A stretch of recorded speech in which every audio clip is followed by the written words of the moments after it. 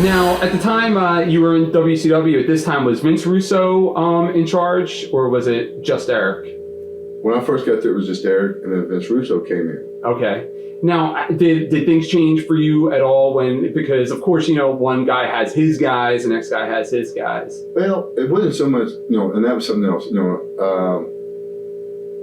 I've always been one easy to get along with, and as time went on and I got more mature, I was even easier to get along with. So that makes me viable and someone worth working with. So Vince Russo was, attached to me right away. Okay. And we knew each other from the WWF days. The only thing is, and I'm sure you'll ask it, but I'll go ahead and throw it out there. Sure. I just thought, Vince Russo, first of all, wasn't the genius everybody put him out to be.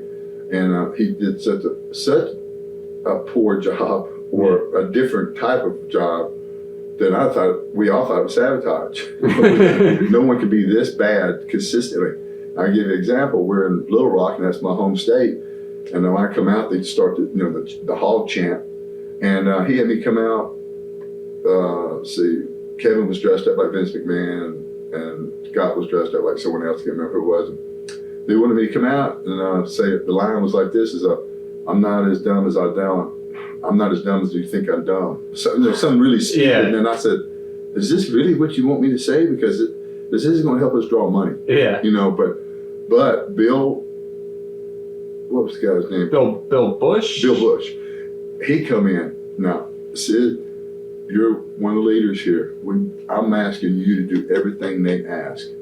Because if you do it, then it'll look like, everyone should do it. Mm-hmm. So I always had that. And I don't mind. That's part of the deal. And if I'm that well respected by the big guy, I'm saying, I'm going to do what you're asking me because you're paying me a lot of money. So I did it, Yeah. And those were silly things, I just didn't think, that had any reason to be part of anything.